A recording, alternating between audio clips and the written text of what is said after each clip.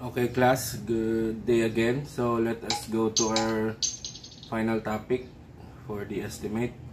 You have formworks and scaffolding. So first, sa ating module, makita ang definition of forms and selection of forms based on cost of materials, construction and assembling cost, number of times it could be used. Very critical the class kay kinahanglan natin nga mangin practical, number of times it could be used. Amura ginaliwat-liwat kagamit. Strength and resistance to pressure and tear and wear. Self-explanatory. Now there are many types of forms. You have wood, metal, plastic, and composite. Pero kalabanan, wood ginagamit ta. Okay? So here are the shapes ng mga different types. So stick lang ta sa construction kang mga basic lang nga no. Now you have greasing of forms. Siyempre ginabutangan natin kang used oil or saiti para hindi magdeket ang concrete sa form para pagkakasalas.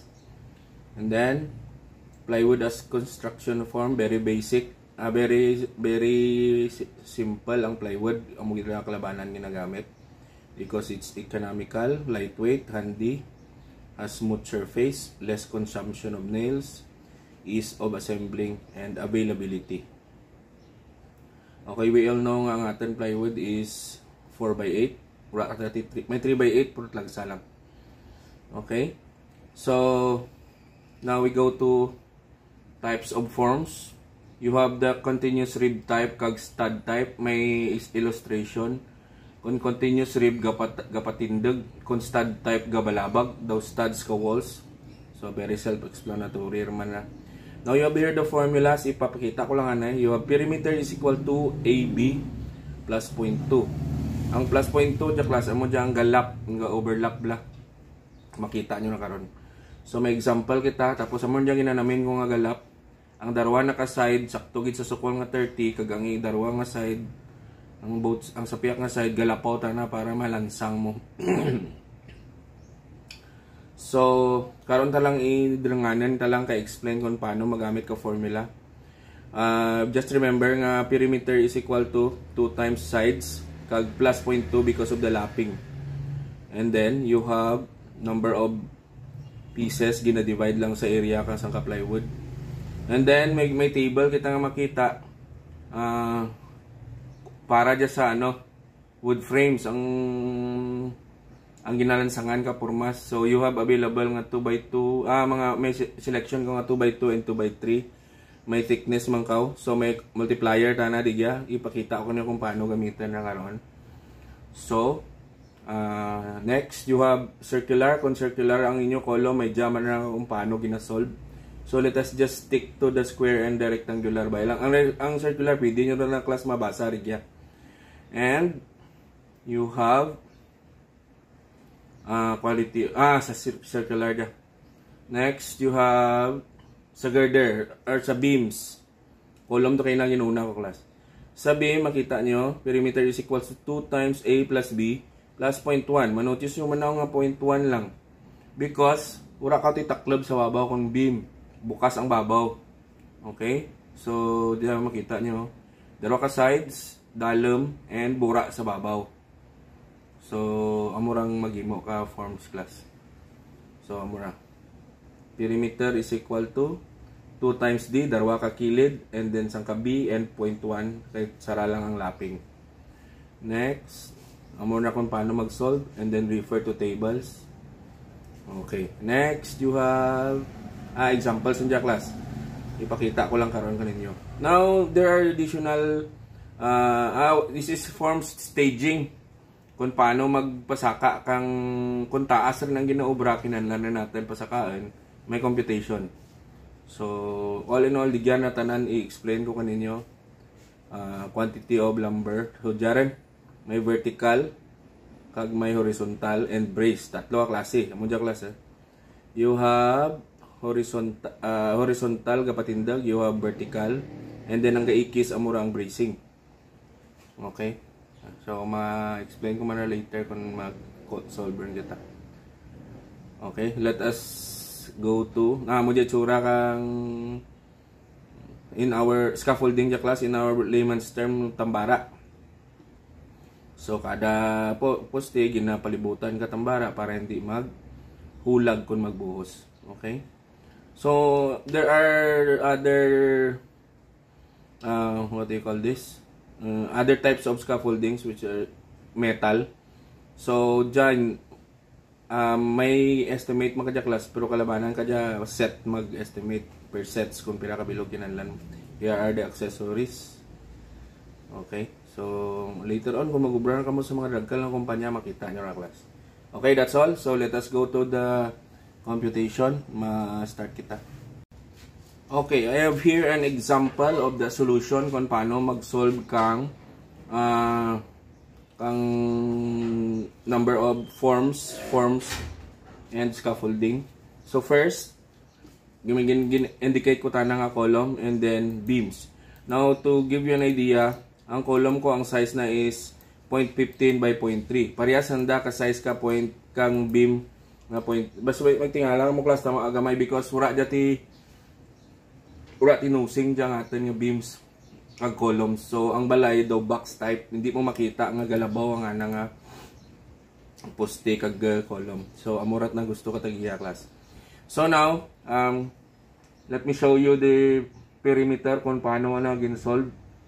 So your perimeter will be based on the formula nga gintugro okay na dahil lang pakita pa na class.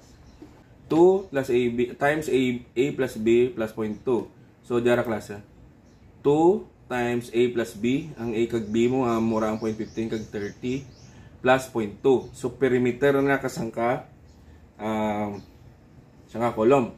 So ang total height ka column is gin-add ko lang class 3 plus 0.6 plus minus 0.3 sa ano dyan class sa bottom dyan nga column. So now ang total number of columns sa bilog nga balay is 15. Now 5 lang akan yung compute. Why? Because reuse ang murang ginatawag nga reuse. Bali hindi man pwede nga busan mo tanan nga column sa sangadlaw lang. So matabo 5 lang na ka column busan sa ilo ng formas and then gamitin sa sunod. Ang mura explanation nga 5 lang kabilog. So gin-multiply na lang ang height, perimeter times height times number of columns. Ang answer ko is 23.65. Now ang 23.65 divide ko sa area kasangka plywood, ang answer ko is 8.21. So kung i-round off ko na, simpre 9 na. So 1/4 by 4 by 8. Now to solve for the wood frame, may multiplier nga 29.67 because of this. Dahil class 29.67, 2 by 2 ang gamit, 6 mm, that means 1/4. Amura 29.67. So the answer will be, the answer is 243.64 board foot. So kung gusto ko gamitin 2 by 3 by 10, divide ko lang sa 3.33 kaya ang sambilog nga 2 by 2 by 10 is 3.33. So 73 kabilog nga kahoy kinahanglan ko. Okay? Now let us go to beams. Sa beams, same ang size. Mag-solve ka perimeter, ang formula nga gingamit 2 times amo dyan ang formula class 2 times A plus B plus 0.1. Based on this, A plus B, 2B na 2 times depth plus B times 0.1. So amuratin nga formula class right na 2 times depth times B times 0.1. So amon dyan 0.9 ang answer. Now ang hindi mo matingala sa height, meaning dyan total length. Gin-solve ron ang bilog nga total length. So uraan ka ti number of columns kay total length rin ka. So 50. I-multiply mo na class ang tatlo, ang answer na is 45. And then multiply mo sa plywood, divide mo ka number of plywood. So 15.625 ang answer. So that will be 16. So based on 2 by 3 ang gamitan, 37.6 ang atin nga multiplier because of this. Dahil lang, pakita tapagid.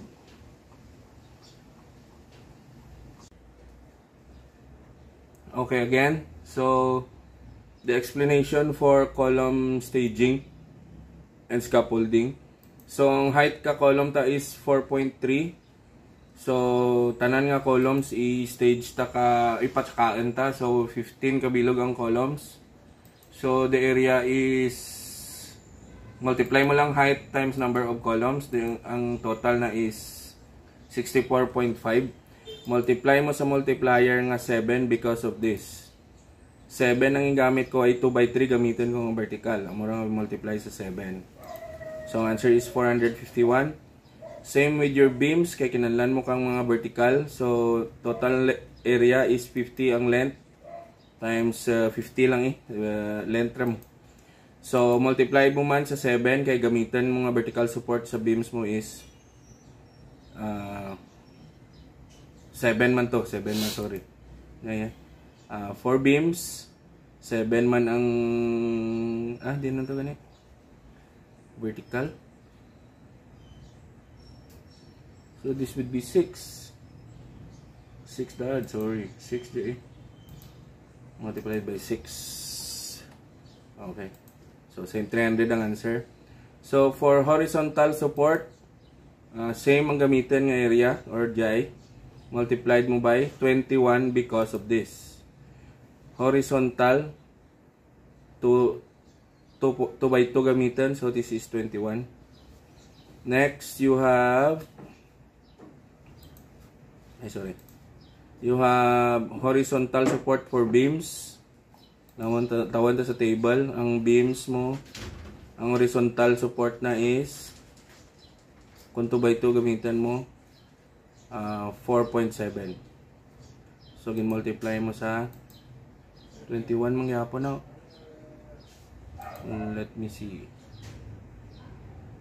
Bukat 21 sa horizontal sa beam, your answer must be 4.7. So, islang ko lang ka 4.7 niya, class. Bukat 21. Okay. And then, for bracing mo, ang column lang ang may bracing. Ang gamit mo is 11.7 because brace 11.7, 2 by 2 man gamit. So, sakto niya ang answer ta is 75. Now, all of this gin-convert using 2 by 3, 2 by 3. This is 2 by 2, 2 by 2. So, diya ko yung batang totals, 90 kag 60, 400 kag 70. Tapos sa 2 by 2 man dito nga bracing, answer mo is 226. Kung totalan mo tanan, so ang number of plywood is 24. Ang number of 2 by 3 is 268. And ang number of 2 by 2 is 777. So amurang orderan natin nga number of 2 by 2 kag 2 by 3 nga kahoy class. So I hope na intindihan ka tanan. So next ko nga i-discuss ang ang bill of materials kag ang cost kang labor. Thank you.